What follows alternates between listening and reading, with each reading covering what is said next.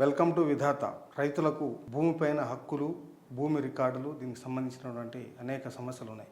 భూమే ఒక ప్రధాన సంపద.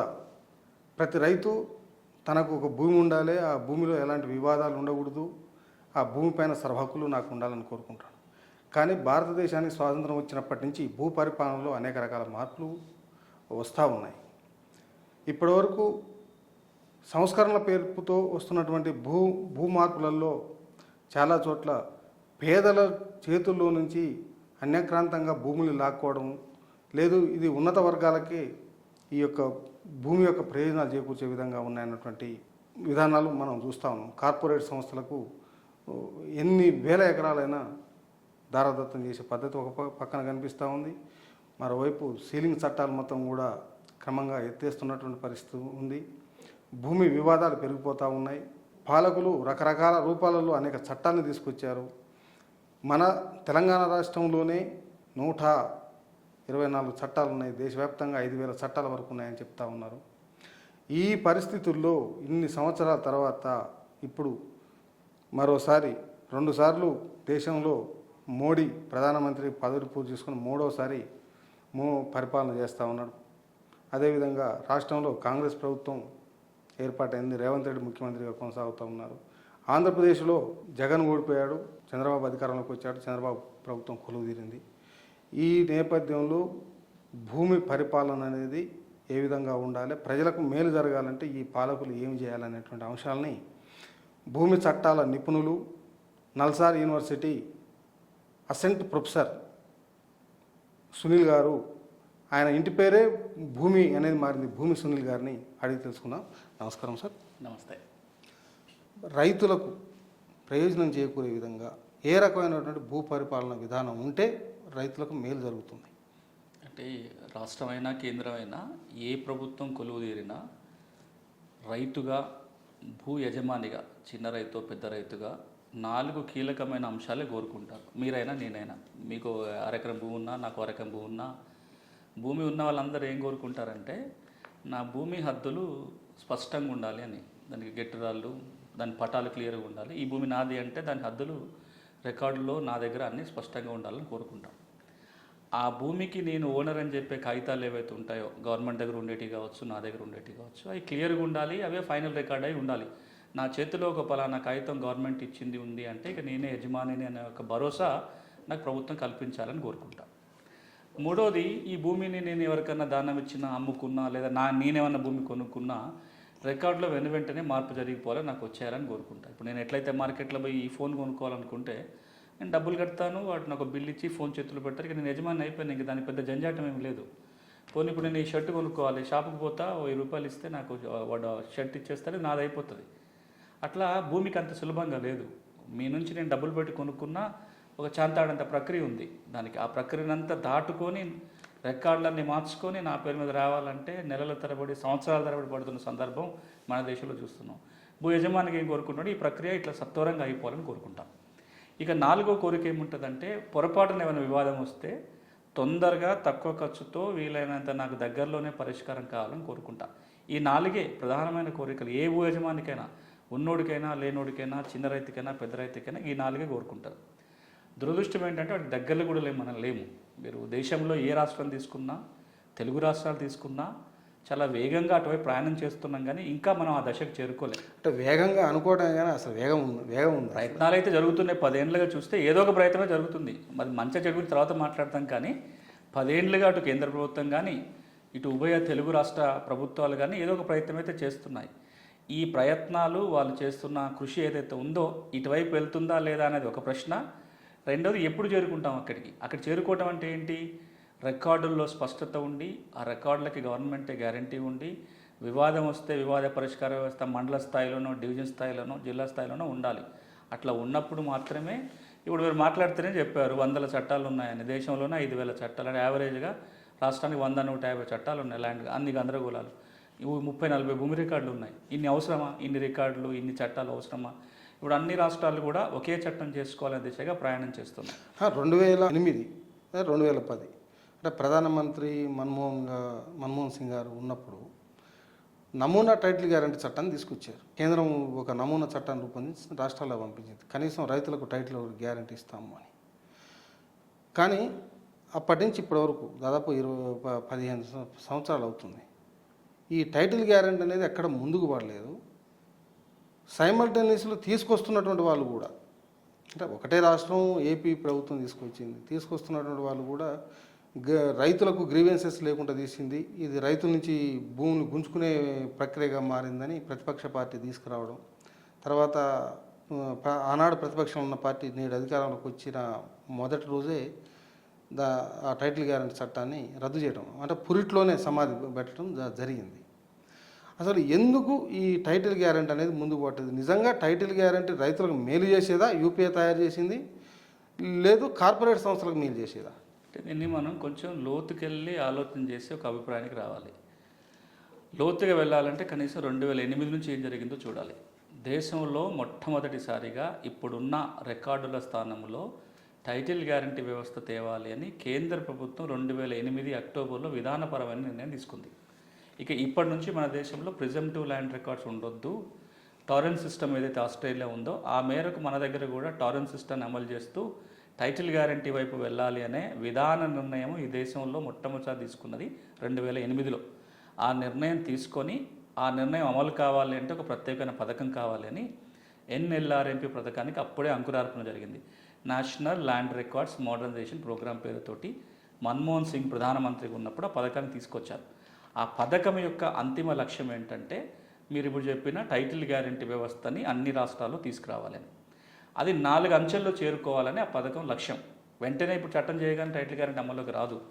టైటిల్ గ్యారంటీ అమలు జరగాలంటే ఒక 4 కీలకమైన పనులు ఈ దేశంలో జరగాలి. మొట్టమొదటిది ఇప్పుడున్న భూమి రికార్డులన్నిటినీ ప్యూరిఫై చేయాలి. రికార్డులో ఉన్న తప్పొప్పులన్నిటినీ సవరించి వాటన్నిటిని కంప్యూటర్కి ఎక్కించాలి. అది మొదటి దశ.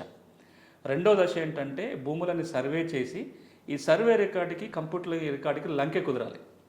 ఇది మాన్యువల్ రికార్డుకి అంటే ఈ మాన్యువల్ రికార్డు ఈ నెంబర్ ఉంటే ఫీల్డ్లో కూడా అదే నెంబర్ ఉండాలి, కొత్తగా సర్వే జరగాలి. ఇది రెండో దశ. మూడో దశ ఏంటంటే అన్ని భూమికి సంబంధించిన డిపార్ట్మెంట్లన్నిటినీ ఏకీకృతం చేయాలి. డిపార్ట్మెంట్ మెర్జ్ చేయడం మాత్రం కాదు, ఆన్లైన్లో కూడా దాన్ని కోఆర్డినేషన్ చేయాలి. ఇప్పుడు తెలంగాణ రాష్ట్రం ఉంది, సర్వే సెటిల్మెంట్ డిపార్ట్మెంట్ ఉంది, రెవెన్యూ డిపార్ట్మెంట్ ఉంది, లోకల్ బాడీస్ ఉన్నాయి, ఫారెస్ట్ డిపార్ట్మెంటు, ఎండోన్మెంటు, వక్ఫ్, ఇన్ని డిపార్ట్మెంటు ల్యాండ్కి సంబంధించిన డేటా మేనేజ్ చేస్తాయి. వీటన్నిటికి వేర్వేరు రికార్డులు ఉంటాయి. అట్లా కాకుండా వీటన్నిటిని ఒకే ప్లాట్ఫామ్ మీద, కనీసం కంప్యూటర్ ప్లాట్ఫామ్ మీదనన్నా అనుసంధానం చేయాలి అనేది మూడో అంశం. ఇక నాలుగో అంశం ఏంటంటే మన రిజిస్ట్రేషన్ వ్యవస్థలో మార్పులు తేవాలి. ఇప్పటిదాకా దస్తావేజుల రిజిస్ట్రేషన్ జరుగుతుంది కానీ హక్కుల రిజిస్ట్రేషన్ జరగదు, హక్కుల రిజిస్ట్రేషన్ చేయాలి. ఈ 4 దశలు దాటిపోయిన తర్వాత వచ్చేదే టైటిల్ గ్యారంటీ వ్యవస్థ. దానికోసం ఒక చట్టం తేవాలి అనేది అప్పుడు నిర్ణయం తీసుకున్నారు. అప్పుడున్న అంచనా మేరకు 2008లో తీసుకున్న నిర్ణయము 2014 నాటికి ఇక లక్ష్యం చేరుకుంటామని చెప్పి పథకాన్ని మొదలుపెట్టారు. దాంట్లో కేంద్రం ఏం చేస్తుంది, భూమి అనేది రాష్ట్రాలకు సంబంధించిన అంశం. కేంద్రము ఆదేశాలు చేయడానికి ఉండదు, అడ్వైజరీ ఇస్తారు, ఇట్లా సూచనలు ఇవ్వగలుగుతుంది. కానీ పలానా చట్టం చేయమని ఆదేశించడానికి కేంద్రానికి అధికారం ఉండదు. ఇక్కడ భారత రాజ్యాంగంలో పార్లమెంట్కి అధికారాలు ఏంటి, అసెంబ్లీకి అధికారాలు ఏంటి క్లియర్గా పంచుకున్నాం. ఇప్పుడు భూమి అనే అంశం రాష్ట్రాల పరిధిలో వస్తుంది కాబట్టి కేంద్రం చట్టం చేయలేదు. అందుకే కేంద్రం ఏం చేసిందంటే ఒక ముసాయిదా చట్టాన్ని తయారు చేసి మీరు ఇలాంటి చట్టాన్ని ఒకటి రూపొందించుకోవచ్చు అని చెప్పారు. అంతేకాకుండా ఈ ఎన్ఆర్ఎంపీ పథకంలోకి వెళ్ళి కేంద్రం డబ్బులు ఇస్తుంది. ఈ పథకం సర్వే చేసుకోవడానికి, కంప్యూటరీకరణ చేసుకోవడానికి, తహసీల్ కార్యాలయాలు, సబ్ రిజిస్టర్ కార్యాలయాలు అనుసంధానం చేయడానికి వీటన్నిటికీ కేంద్రం డబ్బులు ఇచ్చేది. ఎన్ఆర్ఎల్ఎంపీ పథకంలో 60%, 70% నిధులు కేంద్రం ఇచ్చేది, 20-30% నిధులు రాష్ట్ర ప్రభుత్వాలు భరించాల్సి ఉండే. అట్లా 2008 నుంచి 2014 వరకు 6 సంవత్సరాల పాటు రకరకాల కార్యక్రమాలు జరిగినాయి. ఉమ్మడి ఆంధ్రప్రదేశ్లో కూడా నిజామాబాద్ జిల్లాలో భూభారతి పేరుతోటి ఈ పథకాన్ని అమలు చేసే ప్రయత్నం జరిగింది, టైటిల్ గ్యారంటీ వ్యవస్థ తెచ్చే ప్రయత్నం జరిగింది. అనుకున్నంత ప్రోగ్రెస్ రాలే, కొత్త చట్టం కూడా చేయలేకపోయినప్పుడు, రాజశేఖర రెడ్డి గారు ముఖ్యమంత్రి ఉన్నప్పుడు అవన్నీ పక్కకు పోయినాయి. 2014లో మోడీ గారి ప్రభుత్వం అధికారంలోకి వచ్చిన తర్వాత ఈ ఎన్ఆర్ఎల్ఎంపీ పథకాన్ని మదింపు చేపించారు. సో ప్రైవేట్ కంపెనీ వాళ్ళతో మాట్లాడారు, ప్రభుత్వ అధికారులతో మాట్లాడారు, సివిల్ సొసైటీతో మాట్లాడి ఎందుకు వెనక చేయలేకపోతున్నాము, ఈ పథకం లక్ష్యాలు కరెక్ట్గానే ఉన్నాయా, ఎందుకు ఆశించిన ఫలితాలు రావటం లేదని అంచనా వేసిన తర్వాత కొన్ని కీలకమైన మార్పులు తీసుకొచ్చారు ఆ పథకంలో. పేరు మార్చడంతో పాటు పథకంలో కొన్ని మార్పులు వచ్చినాయి. పేరేమో ఎన్ఆర్ఎల్ఎంపీ తీసేసి డిఏఎల్ఆర్ఎంపీ అని పథకం పేరు మార్చారు. దాంట్లో 100% నిధి కేంద్రమే ఇస్తామని చెప్పింది. ఈ రాష్ట్రాలు భరించాల్సిన పని లేదు. ఎంత డబ్బు ఖర్చు అయితే సర్వేకి కానీ, రికార్డుల ఆధునీకరణకు కానీ, కంప్యూటర్లకు కానీ ఏదైనా డబ్బు మేమే ఇస్తామని కేంద్రం ప్రకటించుకొని వాళ్ళు కూడా ఇంకొక ముసాయిదా చట్టాన్ని తయారు చేశారు. యూపీఏ ముసాయిదా చట్టంలో కొన్ని మార్పు చేర్పులు చేసుకున్నారు. నీతి ఆయోగ్లో ఒక కమిటీ వేసి రోడ్ మ్యాప్ తయారు చేయించారు. ఈ దేశంలో టైటిల్ గ్యారంటీ వ్యవస్థను అమలు చేయాలంటే ఏమేమి చేయాలి, ఎట్లా చేయాలి, ఏ చట్టం మార్చుకోవాలంటే ఒక డీటెయిల్డ్ రోడ్ మ్యాప్ నీతి ఆయోగ్ వాళ్ళు ఇవ్వటం జరిగింది. ఇప్పుడున్న అమలులో ఉన్నది నీతి ఆయోగ్ రూపొందించిన రోడ్ మ్యాప్, నీతి ఆయోగ్ రూపొందించిన మోడల్ చట్టము, కేంద్ర ప్రభుత్వం డిఏఎల్ఆర్ఎంపీ ద్వారా ఇస్తున్న ఆదేశాలు డబులు. వీటి ప్రకారమే అన్ని రాష్ట్రాల్లో రకరకాల దశల్లో ఈ టైటిల్ గ్యారంటీ వ్యవస్థ వైపున వెళ్తూ ఉన్నాం. అంటే ఇది ఏ సంవత్సరం జరిగింది? 2008 నుంచి జరుగుతూ వచ్చి 2015లో మార్పులు వచ్చినాయి. ముసాయిదా చట్టం 2015. ఇప్పుడు అది కాదు కీలకం. ఇప్పుడు మన మార్పులు వచ్చిన తర్వాత రాష్ట్రాల అమలు కాదు. ఇట్లా అర్థం చేసుకుంటే ఎప్పుడు మనం దాన్ని సరిదైన దృక్పథంలో చూడలేము. దీన్ని చూడాల్సింది ఏంటంటే ముందు ఇన్ ప్రిన్సిపల్ కేంద్రం ఏదైతే చెప్తుందో దీనికి ఏమైనా వ్యతిరేకత ఉందా లేదా చూడాలి.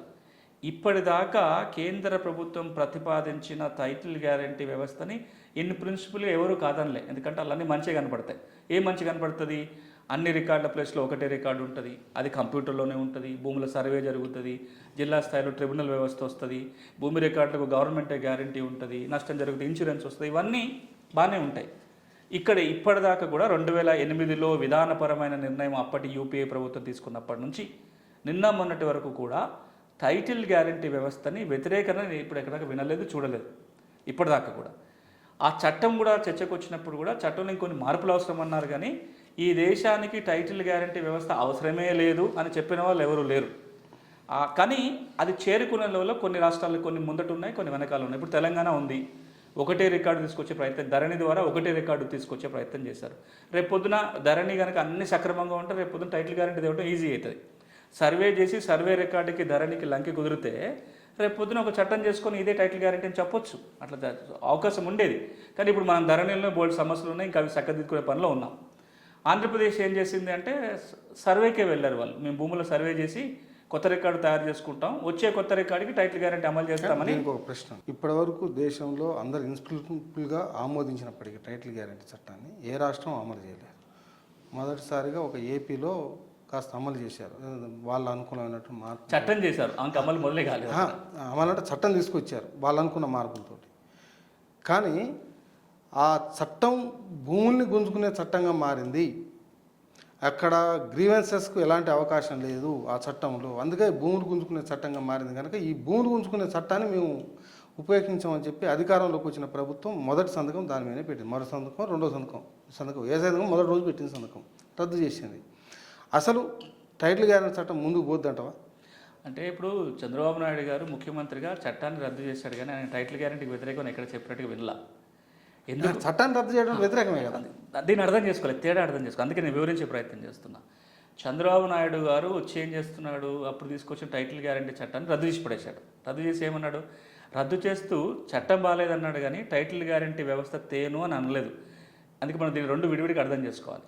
ఏం జరగబోతుంది అంటే దురదృష్టం వల్ల ఈ టైటిల్ గ్యారంటీ చట్టము రాజకీయ వివాదాలు చిక్కుకోవడానికి రెండు వైపులా పొరపాట్లు జరిగినాయి. ఒక పక్కన అధికార పార్టీ ఇంత కీలకమైన చట్టాన్ని అమల్లోకి తెస్తున్నప్పుడు, ఇప్పుడున్న వ్యవస్థలో భారీ మార్పులు తెస్తున్నప్పుడు పెద్ద ఎత్తున ఈ చట్టం గురించి ప్రచారం కల్పించి ఉండాల్సింది. రైతులకి అవగాహన కల్పించడం, ఈ చట్టంలో ఇది ఉందని. కనీసం లాయర్లు స్ట్రైక్ చేయటం మొదలుపెట్టి, ఎవరైతే లాయర్లు అందరూ ఈ చట్టం నష్టం జరుగుతుంది రద్దు చేయండి కోర్టు మెట్లు ఎక్కడం, 4 నెలలో 5 నెలల్లో కోర్టులను బైకాట్ చేశారు ఆంధ్రప్రదేశ్లో.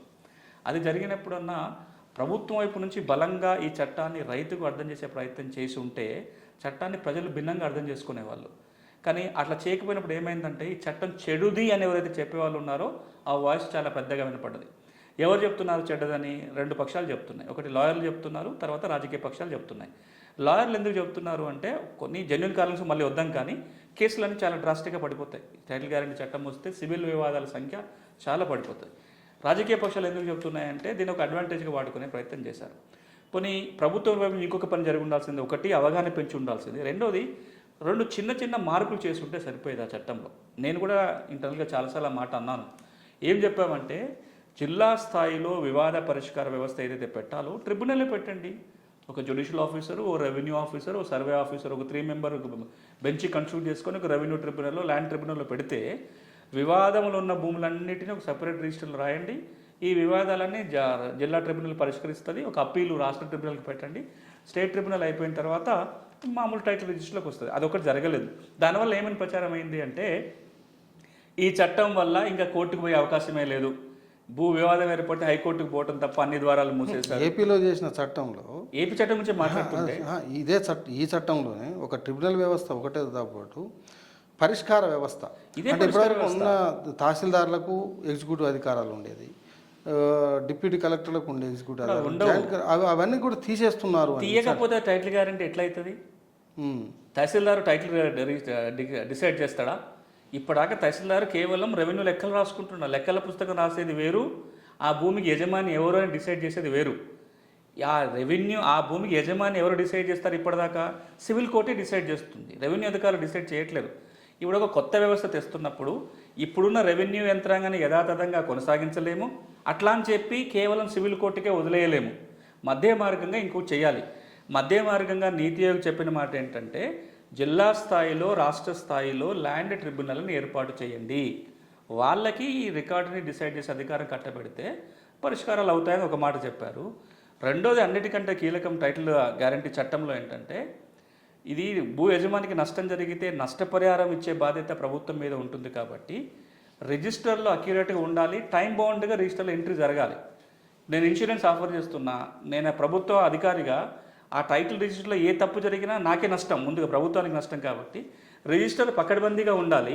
రెండోది, నిర్ణీత కాల పరిమితిలో సమస్యలు ఉంటే చెప్పుకోవడానికి అవకాశం ఉండాలి. నీతి ఆయోగ్ ఏమన్నదంటే ఏమైనా తప్పులుంటే చెప్పడానికి 3 ఏళ్ళు సమయం పెట్టండి అని చెప్తే ఆంధ్రప్రదేశ్కి వచ్చేసరికి సంవత్సరానికి 2 సంవత్సరాలుగా కుదించేశారు.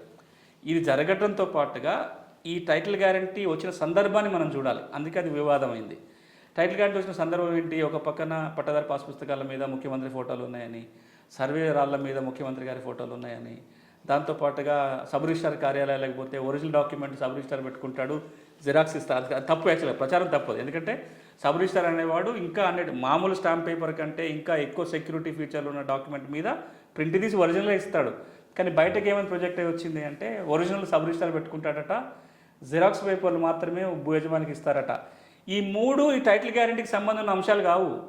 పట్టదారు పాస్ పుస్తకం మీద ఫోటో అనేది ఆర్ఓఆర్ చట్టం కింద, సర్వే స్టోన్ మీద ఎవరైనా ఫోటోగ్రాఫ్ కథ అంతా సర్వే బౌండరీ చట్టం కింద, స్టాంప్ పేపర్ల కథ అంతా వచ్చింది రిజిస్ట్రేషన్ స్టాంప్ చట్టం కింద. ఈ 3టికి భిన్నమైన చట్టం టైటిల్ గ్యారెంటీ చట్టం. ఈ 4టికి ముడిపెట్టి ఆంధ్రప్రదేశ్లో ప్రచారం ఏం జరిగిందంటే ఈ భూములు పోతాయట అనే ఒక ప్రచారం, ఈ చట్టం చేసిందే భూములు లాక్కోవడానికనే ఒక ప్రచారం జరగటం వల్ల ఇప్పుడు అంత కీలక నిర్ణయం తీసుకోవాల్సి వచ్చింది. నేనేమనుకుంటానంటే మరి ఇప్పుడు ఏం జరగబోతుంది? చట్టం రద్దయింది అంటే ఇంక ఆంధ్రప్రదేశ్లో భూములకు సంబంధించి రికార్డుకి సంబంధించి ఇంకేం జరగదా అంటే మళ్ళీ ఆయన పాత పథకాన్ని మళ్ళీ అమలు చేస్తాడేమో చూడాలి ఇప్పుడు. ఎందుకంటే మొదటి 5 ఏళ్ళు చంద్రబాబు నాయుడు గారు అధికారంలో ఉన్నప్పుడు ఆయన ఒక పైలట్ ఏదైనా జగన్ ప్రభుత్వం ఆ చట్టంలో తీసుకోవాల్సిన, అంటే కేంద్రం తీసుకొచ్చినటువంటి మోడల్ చట్టం ఏదైతుందో ఆ చట్టంలో ఉండాల్సినటువంటి పాయింట్స్లని ఉంచకపోవడం వల్లనే ఆ ప్రమాదం. కేవలం 2 పాయింట్సే. ప్రతి చట్టంలో కూడా కొన్ని ఇబ్బందులు ఉంటాయి, మార్చుకొని పోవచ్చు. రెండోది, జగన్ గారి గవర్నమెంట్ కూడా హైకోర్టు చెప్పేటప్పుడు మళ్ళీ మేము అందరి సూచనలు తీసుకుంటాము, ఇంకా మేము రూల్సే రాయలేదు, రూల్స్ పెట్టేటప్పుడు జిల్లాలో ట్రిబ్యునల్ ఏ ఉండాలో ఏదో ఆలోచన చేస్తాము, జ్యుడిషియల్ ఆఫీసర్ని ఉంచే ప్రయత్నం చేస్తామని నోటి మాట మీద చెప్పింది. కానీ ఈ లోపలనే ఆ చట్టం మీద జరగాల్సినంత డ్యామేజ్ జరిగిపోయింది. సో ఆ చట్టం ఒక మాటకు చెప్పాల్సి వస్తే ఒక 2 చిన్న సవరణలతోటి ఆ చట్టాన్ని యథాతథంగా వాడుకోవచ్చు. అది మంచి చేసే చట్టమే. ఆ 2 సవరణలు చేసే బదులుగా ఇది ఆల్రెడీ పొలిటికల్ క్యాంపెయిన్కి విక్టిమ్ అయిపోయింది కాబట్టి రద్దు చేయలేని పరిస్థితి. ఎందుకంటే రద్దు చేస్తాను ప్రకటించి అధికారంలోకి వచ్చింది కాబట్టి రద్దు చేశారు. ఇప్పుడు నేను అడుగుతున్న ప్రశ్న ఏంటంటే అంటే ఇక ఆంధ్రప్రదేశ్లో టైటిల్ గ్యారెంటీ వ్యవస్థ తీసుకురారా? కేంద్ర ప్రభుత్వం టైటిల్ గ్యారెంటీ వ్యవస్థ తేవాలని విధాన నిర్ణయం తీసుకుంది కదా. అంటే మిగతా రాష్ట్రాల్లో టైటిల్ గ్యారెంటీ వ్యవస్థ వస్తుంది కానీ ఆంధ్రప్రదేశ్లో రాదా? నాకు తెలిసి ఆంధ్రప్రదేశ్లో కూడా ఇంకో రూపకంగానే టైటిల్ గ్యారెంటీ వ్యవస్థ వస్తుంది. ఎట్లా వస్తుందో కూడా చెప్తాను ఇప్పుడు. దాంట్లో ఇంతకుముందు వాళ్ళు మొదలుపెట్టిన ప్రాజెక్ట్ ఎట్లా వస్తుంది అనేది మీరు చెప్పేదానికి ముందు నేను టైటిల్ గ్యారంటీ వ్యవస్థ రాజకీయ దుమారం అయింది. ఇప్పటికే చాలా రాష్ట్రాలు అమలుకు ముందుకు రాలే. ప్రిన్సిపల్ అంగీకరించవచ్చు కానీ అమలుకు ముందుకు రాలే. తెలంగాణలో కాంగ్రెస్ పార్టీ తన ఎన్నికల మేనిఫెస్టోలో టైటిల్ గ్యారంటీ చట్టాన్ని నేను బరాబర్ తీసుకొస్తాను ప్రకటించింది. టైటిల్ గ్యారంటీ తీసుకొస్తా, టైటిల్ ఇన్సూరెన్స్ ఇస్తా, భూముల యజమానులందరికీ నేను హక్కు కల్పిస్తున్నా అని చెప్పింది. ఈ వివాదాల నేపథ్యంలో తెలంగాణలో కాంగ్రెస్ ప్రభుత్వం కానీ, మిగతా రాష్ట్రాల్లో బీజేపీ ఉన్న ప్రాంతాల్లో బీజేపీ పాలిత ప్రభుత్వాలు కానీ కాంగ్రెస్ ప్రభుత్వం, కాంగ్రెస్ పాలిత ప్రభుత్వాలు కానీ ఇతర ప్రాంతీయ పార్టీల ప్రభుత్వాలు కానీ రాజకీయ వివాదం అవుతుంది అనేది ప్రాక్టికల్గా నిరూపించబడ్డ నేపథ్యంలో ఈ చట్టం అమలుకు ముందుకు వచ్చే పరిస్థితి ఉందా ఏ రాజకీయ పార్టీ అయినా? అంటే కొంత ఆలోచన పడే మాట వాస్తవం. ఎందుకంటే ఇప్పుడు ఏ పార్టీ అయినా ఏ ప్రభుత్వం అయినా ముందు రాజకీయంగా ఏం జరగబోతుందో ముందు ఆలోచించే నిర్ణయాలు తీసుకుంటారు. ఏ నిర్ణయం తీసుకున్నా కానీ రాజకీయ కోణం చూడటం అనేది తప్పనిసరి అయిపోతుంది. ఎందుకంటే అధికారం నిలబెట్టుకోవాలంటే రాజకీయ కోణం చూడాలి. ఆంధ్రప్రదేశ్లో అది జరిగిన తర్వాత, ఏదైతే ఆంధ్రప్రదేశ్లో ఇప్పుడు వివాదం జరిగిందో, కారణాలు ఏవైనా కావచ్చు, మంచి కావచ్చు, చెడు కావచ్చు, టైటిల్ గ్యారంటీ చట్టం అంత వివాదాస్పదం అయిన తర్వాత మిగతా రాష్ట్రాలు వెనువెంటనే అట్లాంటి నిర్ణయాలు తీసుకోవడంలో కొంత హెజిటేషన్ అయితే ఉంటుంది. రెండోది, ఇది జరిగిన తర్వాత ఇప్పుడు కేంద్ర ప్రభుత్వం ఏం చెప్తుందో కూడా చూడాలి. ఆంధ్రప్రదేశ్ రాష్ట్ర ప్రభుత్వంలో బీజేపీ భాగస్వామ్యం ఉంది, కేంద్రంలో కూడా బీజేపీ అధికారంలో ఉంది. నీతి ఆయోగ్ వాళ్ళు చెప్పిన సూచననే ఈ దేశంలో టైటిల్ గ్యారంటీ వ్యవస్థ తేవాలని. ఆంధ్రప్రదేశ్లో జరిగిన అనుభవాల తరువాత ఏ నిర్ణయం తీసుకుంటుందని కేంద్రం ఆలోచన చేయాలి. అంటే ఇంకా అసలు ఈ దేశానికి టైటిల్ గ్యారంటీ వ్యవస్థనే వద్దని అనుకుంటారా, లేదా ఆంధ్రప్రదేశ్లో అన్న అనుభవాల తర్వాత ఇగో ఈ జాగ్రత్తలు తీసుకొని టైటిల్ గ్యారంటీ తీసుకోవాలన్న సూచనలు ఇస్తారా, లేదా రాష్ట్రాలకు ఇప్పటిలాగా వదిలేయచ్చు. ఎందుకంటే రాష్ట్రాలు తీసుకునే నిర్ణయం కావచ్చు. నేనేమంటానంటే, ఒక ల్యాండ్ మీద పనిచేసే వ్యక్తిగా టైటిల్ గ్యారంటీ వ్యవస్థ అనేది కొండ శిఖరం మీదకి చేరుకోవటం లాంటిది. దానికంటే ముందు జరగాల్సిన కార్యక్రమాలన్నీ జరుగుతూనే ఉండాలి. ఎక్సెప్ట్ ఆ చట్టం చేయటం తప్ప అన్ని పనులు చేయొచ్చు. చివరికి వచ్చి ఆ చట్టం చేసేస్తే అన్నిటికీ సరిపోతుంది. ఇప్పుడు అట్లా తెలంగాణ రాష్ట్రంలో టైటిల్ గ్యారంటీ చట్టం అనేది రావటానికంటే ముందు చేయాల్సిన కార్యక్రమాలు బోలెడు ఉన్నాయి. ఇవి ఆగాల్సిన పనిలేదు. మీరు టైటిల్ గ్యారంటీ తెస్తారా లేదా తర్వాత చర్చ. ఇప్పుడు ఆంధ్రప్రదేశ్లో జరిగిన అనుభవాల ఆధారంగా చట్టం తేవాలా వద్దా, తెస్తే ఏ విధంగా తేవాలి, ఆ చర్చ జరుగుతూనే ఉండొచ్చు. కానీ దానికోసం మిగతా పనులు ఆపుకోవాల్సిన పని ఏం లేదు. ఉదాహరణకు ఇప్పుడు ధరణి సంస్కరణ జరగాలి, సర్వేకి వెళ్ళాలి, భూ చట్టాలన్నీ సంస్కరించి ఒక చట్టం కోసం ప్రయత్నం జరగాలి. ఇవన్నీ జరిగిన తర్వాత అంతిమంగా టైటిల్ గ్యారంటీ చట్టం రావాలి. టైటిల్ గ్యారంటీ చట్టం వచ్చే ముందు ఆంధ్రప్రదేశ్ అనుభవాన్ని దృష్టిలో పెట్టుకుని ఆ 2-3 సవరణలు ఏదో కూడా ముందే చేసుకుంటే ఇబ్బంది లేకుండా ఉంటుంది. అయితే తెలంగాణ ప్రభుత్వం, తెలంగాణ రాష్ట్రం ఏర్పడిన తర్వాత అధికారంలోకి వచ్చినటువంటి కేసీఆర్ ప్రభుత్వం భూ రికార్డుల ప్రక్షాళన చేస్తూ ఉన్నాం. భూమికి ఒకటే రికార్డు ఉంటుంది, మేము 100 రోజుల్లో చేస్తామని చెప్పి భూ రికార్డుల ప్రక్షాళన చేశారు. 100% సమస్యలు పరిష్కారమైనవి అన్నారు. ధరణిలో కోర్ బ్యాంకింగ్ సిస్టంలో రిజిస్ట్రేషను, మ్యూటేషను విధానాన్ని తీసుకొచ్చామని చెప్పారు. దాన్ని ఇంప్లిమెంట్ చేస్తున్నాం. కానీ లక్షల కొద్ది సమస్యలు చుట్టుముట్టినాయి. కోర్టు వివాదాలు ఎక్కువైపోయినాయి. అంటే భూమికి ఒకటే రికార్డు ఉండాలనే పేరుతో, కోర్ బ్యాంకింగ్ సిస్టమ్ తీసుకొస్తున్నాం అనే పేరుతోటి రైతులకు సమస్యలను పరిష్కరించేటువంటి వేదికలు, అవి ట్రిబ్యునల్స్ కావచ్చు, తహసీల్దార్లకు, ఆర్డీఓలకు, జాయింట్ కలెక్టర్లకు ఉండే అధికారాలు కావచ్చు, ఈ అధికారాలు మొత్తం కూడా కోతబడింది. అంటే ఒక ఎక్స్పీరియన్స్లో ఇవాళ ప్రజలు గ్రీవెన్స్ చెప్పుకునేటువంటి అవకాశాన్ని కోల్పోయారు. ఇది మొత్తం కూడా ఒక కార్పొరేట్ వ్యవస్థలకు తప్ప వేరే వాళ్ళకు పనిచేయనటువంటి పరిస్థితి ఏర్పడింది. ఎందుకంటే ఇవాళ చాలామంది రైతులకు అసలు తన భూమి పరిస్థితి ఏందో తనకు తెలియని పరిస్థితి, ఆ వివాదం ఎట్లా పరిష్కరించుకోవాలో తెలియదు, ఎట్లా దరఖాస్తు చేసుకోవాలో తెలియదు. ఎందుకంటే మీరు కూడా మీ యొక్క సంస్థ, మీ లీఫ్ సంస్థ ద్వారా అనేక గ్రామాలకు కూడా మీరు కూడా వెళ్ళారు ఈ సమస్యలు ఉన్నాయన్నప్పుడు. కోర్ బ్యాంకింగ్ సిస్టము ఒకటే రికార్డు అనేటువంటి ఒక విధానం మీ టైటిల్ గ్యారెంటీలో ఒక భాగం అనుకుంటే, ఇది కూడా ఒక భాగం అనుకుంటే అసలు సమస్యలే ఎక్కువైనాయి కదా. ఆఖరికి తెలంగాణ ప్రభుత్వం ధరణి మీద ఒక కమిటీ వేసి మొత్తం ఆ సమస్యలు ఏందో పరిష్కరించండి, చూడండి అనేటువంటి స్థాయికి ఇదంతా పోయింది. ధరణిని బంగాళాఖాతంలో కలుపుతామని చెప్పి కాంగ్రెస్ ప్రభుత్వం మాట్లాడింది కూడా. అసలు పరిష్కారం చేయడానికి బదులు పరిష్కారం పేరుతో సమస్యల సృష్టీకరణ ఎందుకు జరుగుతుందంటే 2 కారణాలు. ఒకటి, ఇంతకుముందు ప్రభుత్వం అంటే 2014లో తెలంగాణ ఏర్పడక ముందు రెవెన్యూ పరిపాలనలో వీళ్ళ సమస్యలన్నీ పరిష్కారం మండల స్థాయిలో, సబ్ డివిజన్ స్థాయిలో, అంటే జిల్లా స్థాయిలో జరగాలనేది అన్ని చట్టాల్లో ఉన్నమాట. పాత 6 చట్ట ప్రకారము భూ వివాదం ఏది ఏర్పడినా సరే తహసీల్దార్ కార్యాలయంలోనే పరిష్కారం దొరకాలి. అంటే నెక్స్ట్ స్టెప్ ఆర్డీఓ, ఆ తర్వాత జాయింట్ కలెక్టర్. ఈ 3 స్థాయిలలోనే అన్ని సమస్యలకు పరిష్కారాన్ని చూపే ప్రయత్నం అన్ని చట్టాలు చేసిన వ్యవస్థ అట్లనే ఉంది. ఎప్పుడైతే తెలంగాణ రాష్ట్రం ఏర్పడి భూ రికార్డుల ప్రక్షాళన చేసి కొత్త వ్యవస్థ తీసుకొస్తున్నప్పుడు ఆ రోజునున్న ప్రభుత్వం ఏం భావించిందంటే, ఇది కింద స్థాయిలో అధికారాలు ఉంటే మిస్యూజ్ అవుతుంది, సెంట్రలైజ్డ్గా ఉండాలి, అన్ని అధికారాలు కలెక్టర్ స్థాయిలో, సీసీఎల్ఏ స్థాయిలో ఉంటే తప్ప సమస్యలన్నీ పరిష్కారం కావు, రికార్డు ట్యాంపర్ అయిపోతున్నాయని వాళ్ళు ఒక నిర్ణయం తీసుకొని అన్ని కంప్యూటర్లో పెట్టి కీ అంతా ఇద్దరు చేతికే ఇచ్చారు, జిల్లా కలెక్టరు లేదా సిసిఎల్ఏ స్థాయికి ఇచ్చారు. అట్లా ఇవ్వటం వల్ల ఏం అనుభవాలు ఉన్నాయో గడిచిన 6-7 ఏళ్ళుగా మనం చూస్తూ వస్తున్నాం. ఇది ఒక చేంజ్ వాళ్ళు తీసుకొచ్చింది. రెండవ మార్పు ఏం తీసుకొచ్చారంటే కంప్యూటర్లో ఒక్కసారి రికార్డుకి వచ్చిన తర్వాత తప్పొప్పుల్ని సవరించడానికి రెవెన్యూ యంత్రాంగానికి అధికారాలే లేకుండా చేశారు. 6వ చట్టం అంటే గ్రీవెన్స్ రిడ్రెసల్ మెకానిజం లేదు. గ్రీవెన్స్ రిడ్రెసల్ మెకానిజం లేకపోవటము, అధికారాలన్నిటినీ 1-2 చోట్లనే కేంద్రీకృతం పెట్టడం వల్ల 6-7 ఏళ్ళుగా చాలా సమస్యలు పేరుకుపోయినాయి. ఇప్పుడు వచ్చిన ప్రభుత్వం ఒక నిర్ణయం తీసుకోవాల్సి ఉంటుంది. ఒకప్పుడు 2014 వరకు ఇట్లాంటి విధానం ఉంది, 2016 నుంచి ఒక కొత్త విధానం ఉంది. ఈ రెండింటిని వేరేజ్ వేసుకొని చూసుకొని మధ్య మార్గం ఏదైనా ఆలోచించాలి. మళ్ళీ వికేంద్రీకరణ చేస్తామా లేదా ఇంకో కొత్త రకమైన యంత్రాంగాన్ని తీసుకొస్తామా? ఇప్పుడు అదే మా కార్యక్రమం నడుస్తుంది ప్రభుత్వంలో. 6వ చట్టంలో ఎట్లాంటి మార్పులు చేర్పులు చేయాలనేది పెద్ద ఎత్తున చర్చ జరుగుతుంది.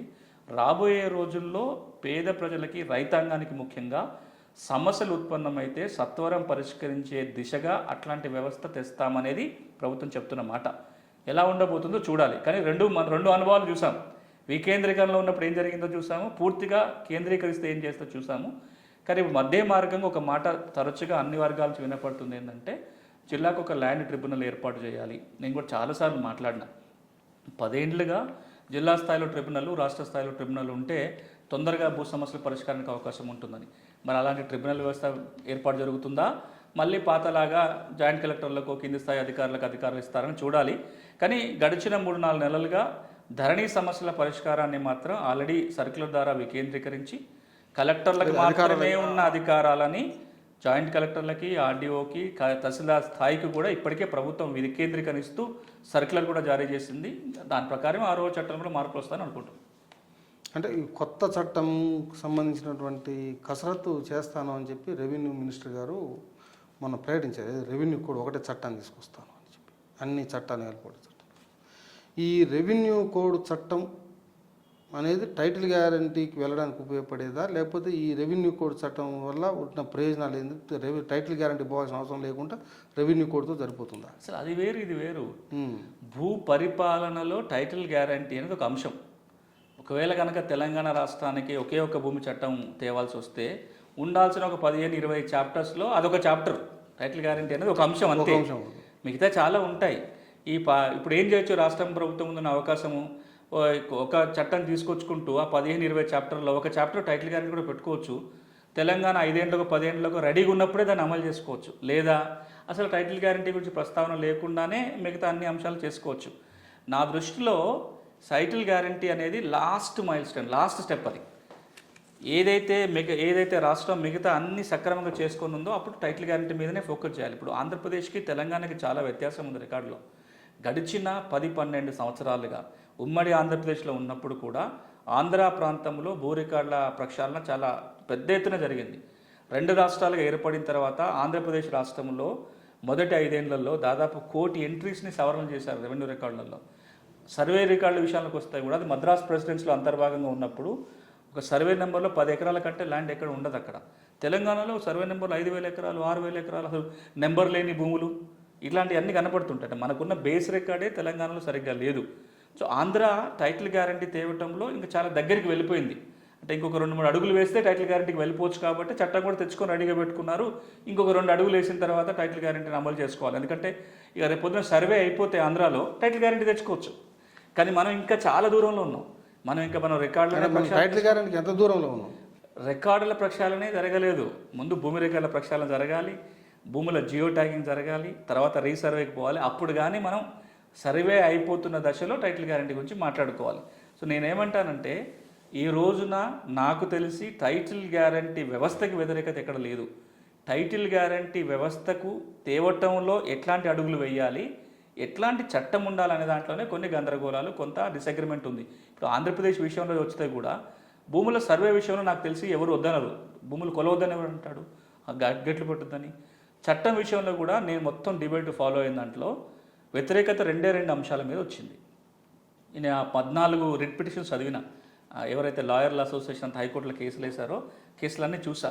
అధికార పక్షం ప్రతిపక్షం మాటలని అన్నీ దగ్గరుండి అర్థం చేసుకునే ప్రయత్నం చేసిన. 2 కీలక అంశాల మీద అక్కడ వ్యతిరేకత వచ్చింది. ఒకటి, ఈ చట్టములో వివాదం ఉంటే గనక పరిష్కారానికి హైకోర్టుకు వెళ్ళాలి లేదా జిల్లా జాయింట్ కలెక్టర్ తప్ప వేరే వ్యవస్థ లేదు కాబట్టి అన్యాయం అయిపోతుంది. జిల్లా స్థాయిలో ఒక పరిష్కార వ్యవస్థ ఉండాలి, కోర్టుకు పోయే అవకాశం ఉండాలి లేదనేది ఒక ప్రాబ్లం.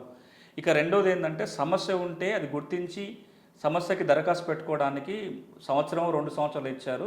3 ఏళ్ళు 5 ఏళ్ళు టైం ఉండాలి. అంత ఇలిటరసీ ఉంది కాబట్టి వాళ్ళ సమస్యలు గుర్తించలేరని. ఇక ఇవి రెండు తప్ప మిగతా అన్నీ హైపోథెటికల్, అంటే అది నిజంగా అట్లా లేనప్పుడు కూడా ఊహించుకొని చేసినవి తప్ప నిజంగా చట్టంలో అంత పెద్ద ఇబ్బందులు ఏమున్నాయి లేవు.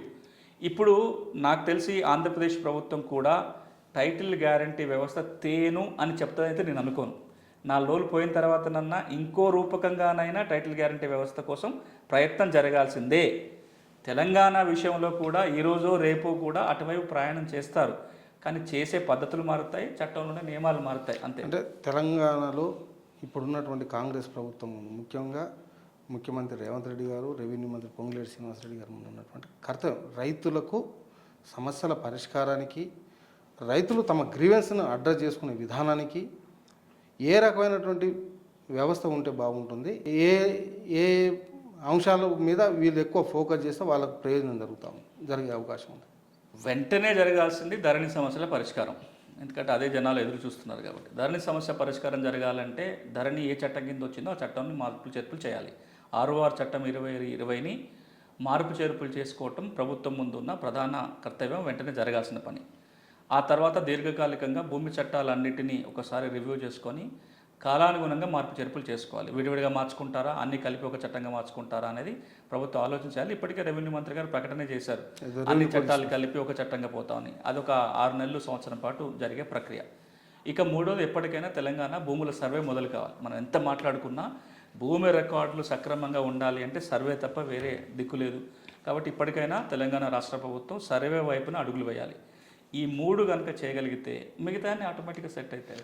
ఎందుకు తెలంగాణ ప్రభుత్వం ఇప్పటివరకు ఉన్నటువంటి ప్రభుత్వాలు అంటే కేంద్ర నమూనా చట్టం యూపీఏ తీసుకొచ్చింది, ఎన్డీఏ తీసుకొచ్చింది, ఎన్డీఏ పూర్తిస్థాయిలో నిధులు వచ్చింది, కానీ ఎందుకు సర్వేకి వెనకడుగు చేసింది? ఇప్పుడు సర్వేకి పాలకులు ఎందుకు తెలంగాణలో సర్వేకి వెనకడుగు చేస్తుంది? సర్వే అనేది ఎట్లుంటుందంటే తేనె తుట్టిని కలిపినట్టు ఉంటుంది, కలపాలి అక్కడ నుంచి. కానీ సర్వే కానీ టైటిల్ గ్యారంటీ కానీ ఈ రెండింటికి ఉన్న పెద్ద ఛాలెంజ్ ఏంటంటే అది అమలు చేసేటప్పుడు చాలా కష్టాలు వస్తాయి. అది అమలు జరగాలి. అది అమలు చేసి అయిపోయిన తర్వాత అంత మంచి ఫలితాలే ఉంటాయి. ఇది ఒక కష్టమైన సంస్కరణ, ఒక చేదు మందు మింగించడం లాంటిది. రోగికి ఇప్పుడు ఆపరేషన్ అవసరం, ఆపరేషన్ చేయాలి. ఆపరేషన్ ఏమన్నా చాలా లవ్లీగా ఏమి ఉండదు కదా, పేషెంట్కి అయితే భయమే ఉంటుంది, బతుకుతాడో చస్తాడో కూడా తెలియదు, అయినా ఆపరేషన్ చేయాలి. ఈ సర్వే కానీ టైటిల్ గ్యారంటీ కానీ అలాంటి సంస్కరణే. అంటే ఒక చేదు మాత్రం మింగించడం లాంటిది, ఒక ఆపరేషన్ చేయడం లాంటిది. ఆ ప్రభుత్వ పాలకుడు కనుక ఎవరు అధికారులు ఉంటే వాళ్ళు ప్రభుత్వం ప్రజలని కన్విన్స్ చేసి ఇగో ఇది ఇందుకోసం చేస్తున్నాము, ఇట్లా చేస్తున్నాము, అందరినీ కలుపుకొని పోయి భూముల సర్వే కనుక పూర్తి చేయగలిగి ఈ చట్టాల ఈ టైటిల్ గ్యారంటీ వ్యవస్థ తేయగలిగితే అంతిమంగా అందరికీ మంచి జరుగుతుంది. చిన్న రైతు పెద్ద రైతు కాదు, కార్పొరేటోడికి మంచి జరుగుతుంది, చిన్న గుంట రైతు కూడా అదే మేలు జరుగుతుంది. ఇంకా గుంట రైతుకు గ్యారంటీనే వస్తుంది, పెద్దలకు కూడా వస్తుంది. కానీ ఆ చేసే ప్రక్రియలో కష్టాలని ఎదుర్కోవడానికి చాలామంది నాయకత్వం రెడీగా ఏ ప్రభుత్వం ఈ తేనె తుట్టని కాకపోతే ఆ ప్రభుత్వం కూలిపోవడం అనేది ఖాయం అనేది మీరు అని ఎందుకు కూలిపోతాను లేదు, కూలిపోకుండా ఉన్న ప్రభుత్వం లేదా? మోడీ గవర్నమెంట్, మోడీ ముఖ్యమంత్రిగా ఉన్నప్పుడు ఆయన రాష్ట్రం మొత్తం రీసర్వే చేయించాడు. ఆయననే ముఖ్యమంత్రి, ఎమ్మెల్యేలకు టార్గెట్ పెట్టాడు. అక్కడ పెట్టి గుజరాత్ రాష్ట్రం అంతటా కూడా రీసర్వే జరిగింది. ఇంకా సెటిల్మెంట్ ఇష్యూస్ అది వేరు. కానీ ఇప్పుడు కర్ణాటక ఉంది, 16 సంవత్సరాలుగా ఇంక్రిమెంటల్ సర్వే పద్ధతిలో చేస్తున్నారు. అంటే ఒకేసారి రాష్ట్రం అంతా సర్వే కాకుండా ఎప్పుడెప్పుడు భూమి బదలాయింపులు, రిజిస్ట్రేషన్, మ్యూటేషన్ జరిగితే కర్ణాటకలో గడిచిన 20 సంవత్సరాలుగా బ్రహ్మాండంగా ఇంక్రిమెంటల్ సర్వే జరుగుతుంది. కర్ణాటకలో దానికోసం ప్రభుత్వాలు కూలిపోయినాయా? గుజరాత్లో మోడీ అధికారం కోల్పోయాడా? పక్కన ఏపీలో, బీహార్ ఇక్కడ సర్వే కోసం జరిగింది కాదు, అది టైటిల్ గ్యారంటీ సర్వే జరుగుతూనే ఉంది. ఇప్పుడు బీహార్ గవర్నమెంట్ ఉంది, బీహార్ బ్రహ్మాండమైన సర్వే చట్టం తీసుకొచ్చుకుంది. దేశమే తలమానికంగా ఉండే ఒక మంచి సర్వే చట్టం బీహార్ ప్రభుత్వం చేసింది. ఒరిస్సా సర్వే చట్టం చేసింది. నేనేమంటానంటే భయాలు ఉంటాయి కానీ సంకల్పం గట్టిగా ఉండి అందరినీ కలుపుకొని పోగలిగితే, అందరినీ భాగస్వాములు చేస్తూ అందరికీ ఏం జరుగుతుందో చెప్పుకుంటూ మనం ముందుకెళ్ళగలిగితే నష్టాన్ని నివారించవచ్చు, రైతుకి మేలు కూడా చేయొచ్చు. Thank you sir. రైతుల కోసం చాలా విషయాలు వివరించినందుకు ధన్యవాదాలు. Thank you.